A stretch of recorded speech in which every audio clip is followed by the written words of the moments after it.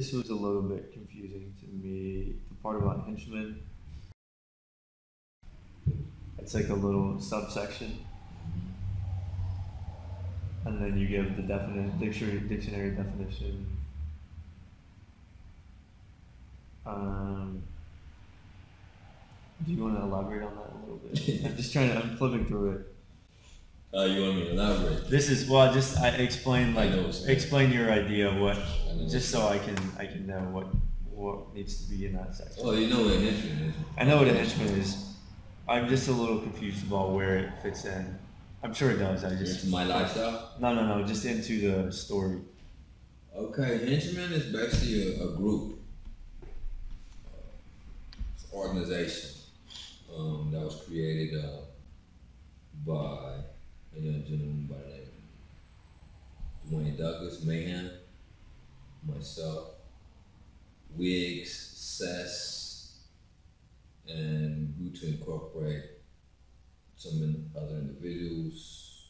And it was basically a rap group that was created during the creation of during the era when the whole West Coast rap genre was starting to take off. Could probably equate it with, I guess you could probably say the Dog Pound era. Because Mayhem was brought to me. He was a good friend of another friend of mine, Corrupt, Dash from the Dog Pound. And Mayhem was not directly or part of the Dog Pound. So the Dog Pound is basically a group that's associated with Snoop, Interscope, Death Row Records, and the Henchmen is a group basically from my own label. Right. So yes, you started it, right? Yeah. Basically, with Mayhem came to me. Mayhem, Wiggs, Cess, they came and was brought in by another good friend of mine named Larry. And he said he came to my house early in the morning, probably about 7 o'clock. They used to show up at my house with a bag of 40s and a box of blunts about 7 o'clock in the morning. And after my mom would pull out the driveway, they knew her car. They knew she was a nurse, so she had to be at the hospital about 7 o'clock. So they knew when to show up. So he showed up, and it's like, chill, man. Look, man, I got this dude. He's tight, man. Really, really good. Now, I really need you to know. I was like, okay, man. All right, cool. I really, really respected whatever Larry said. Yeah. Somebody, I said, okay, cool. I listened to him. So he brought this kid over. So at the time, I had a studio in my mom's garage. We called it the Boondocks, which ended up being the name of our club. Mm-hmm. Which was started with another individual who became a part of the Henchmen, Charles Grant, I mentioned his name now, and whose father was actually part of the original Platters. So all three of us started a club at the Chester Washington Golf Course on 120th and West. Right. Well, Daz and Corrupt actually came over and helped me start on an opening night, helped us open up for that event. And Dog Pound and Death Row and Snoop, they really hadn't even got out. As a matter of fact, that was for Snoop and Dre dropped that 187 record. So, and I couldn't even get my boys Thread or Cool to show up, but these dudes showed up, Daz and Corrupt. So, at the same token, we debuted the Henchmen's music, which was some of the tracks and stuff that I had been recording for our label. So the Henchmen basically was a group that was formulated from Dwayne Douglas, Wiggs, Cess, myself, Dane. That's about it. And we started work on a compilation, which was one of the first West Coast compilations to compile a bunch of upcoming rap artists during that era. I think way back in the day, you may look up and there was like some compilations, but that wasn't really compilations back in the days in the 80s. So this was like the first modern compilation that we were working on. And the Henchmen is our crew. The guy even had a couple tracks on there, so it was about about 9, 11 tracks that was on there. It was the Henchmen, myself, the Five Footers, and one other artist, and that's about it. So it was basically a group. It was a group of rap artists that came out of basically this Hawthorne, Gardena, South Bay area. We had affiliations with a few other individuals who were also breaking into the rap and music industry. Who basically we stood on our own. We didn't go to a record label or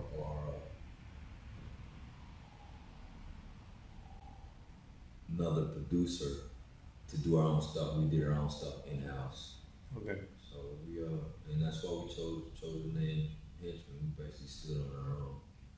You ended up, you opened 2 music studios, and then you lived in one of them? Mm-hmm. You added a bathroom or a shower?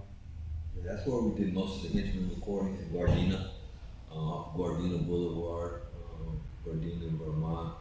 So like right down the street from Gardena High School is where I grew up. Well, that's where I graduated. So, and then you called the club the Boondocks because of that. You had named. Yeah, that came from basically the dungeon or the Boondocks recording studio that we started in my mom's garage in the neighborhood. So just for my own clarity, you call it a clubhouse, the one on Chester, Washington Golf Course. The clubhouse? You call it a clubhouse, but it's a country house, yeah. It's a dance club though. Like what does it look like? Is it somewhere where people come just to hear music on the weekends or what? It's actually pretty nice inside. It's actually you got course greens, and then the course greens you see like my window. It's a big picture glass window that surrounds oval like, and then you have a real nice wooden dance floor. Probably about 300 to 500 people. Tables could be placed inside, and you placed the DJ booth. And then we had the whole kitchen. You had a kitchen, so we had meals and we had food. And you were doing this every night, or just? Yeah, we had Friday, Saturday, Sunday. Basically, Chuck and myself, we had Friday and Saturday. Fridays was I think hip hop, youngster night. I think 18 and above, and then 18 or 17 and above. Okay. And then Saturday was adult night, and then Sundays basically was Mr. Grams, and that was a jazz night. So basically, it was like we combined it, and I came up with a thing sort of called hip hop jazz. So basically, we just combined hip hop and jazz. That was our thing, man. That's cool. And we also used the same element on how I did my tracks. So you talk about the club lasting until summer of 1993, until the shooting, and that ended everything abruptly. Is that shooting at your club, or is that somewhere else? Yeah, that was at my club. That was at your club. Okay. And that was gang related. Okay, you don't have to say anything I ask, of course. I just.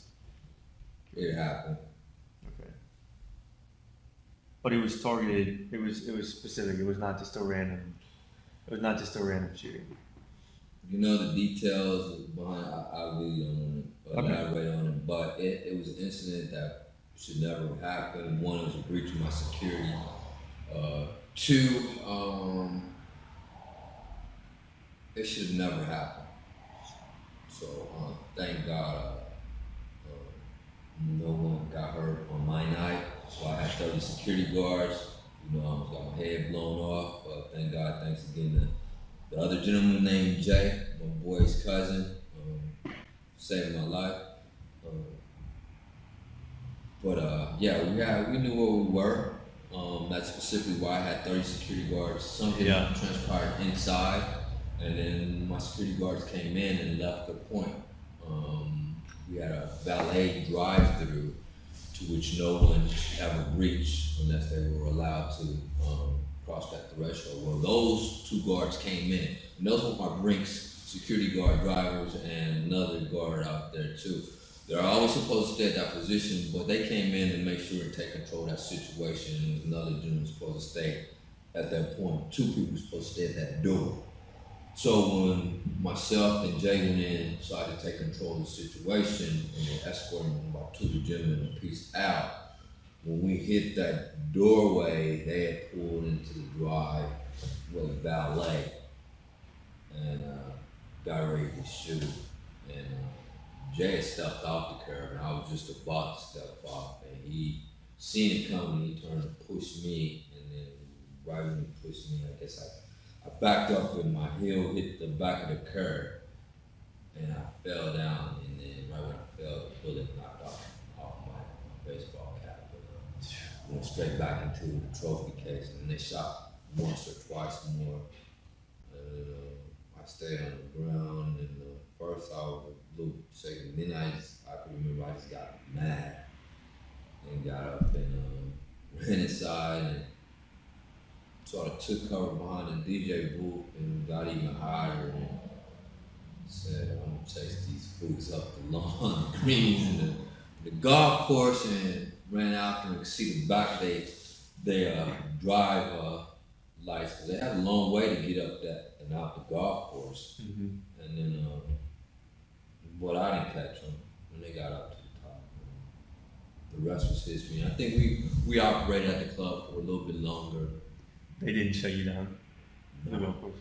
No, I had cops to work for me. I had 2 state troopers and 1 more cop. So it should never have happened. So what was the decision to shut it down? It just came out of the field. What happened was, after that incident, I instructed you guys never to leave these posts. So we never had another problem on our nights. What happened, Jay, was maybe about a month or 2 later, the club really started going. Had a big spotlight up there. We started to really pull people in. We advertised on the radio, and we had a solid following of about 100 club goers. They just came and we let half of them in for free, just to keep the following come. So we were starting to do pretty good.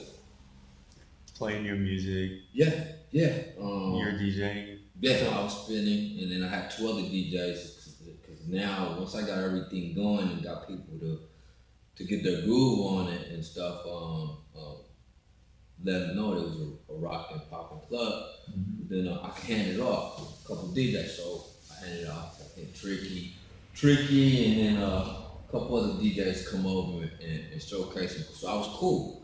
I could focus on operations. But we started doing good, but it was one Saturday that we hadn't booked. And like I said before, we went over to the Chester Washington golf course. Operations had really started to die. I mean, greens were like brown and stuff. Oh, really? Nobody was going there. So we sort of brought it back to life, man. So people started coming again. They went to the bar, drinking. You saw the people start using the golf course more, the greens. So what happened after Man, that shooting? I guess the manager got greedy, and there was a young promoter from Compton came through. We made up a bunch of flyers and put Snoop and Nill's picture on it. Then they had about 3,000 to 5,000 people out there, and they only had about 5 to 10 security guards. So about 5 people got killed inside. I think 5 people got shot and 3 people lost their lives. I knew 3 of the kids, because they thought it was my club. So they came. They seen Snoop on there. They came. It wasn't my night, man. So after that, I just really left a sour taste in my mouth, and I don't think I reopened after that. If I did, it may have been only for like maybe a couple of days, but I was cool. I was really, really cool after that. Okay, we're about halfway through. Let's take a quick break. I'm gonna use the restroom again, and then we'll do the second half. This is great stuff. Yeah, I think so? Definitely. Thanks.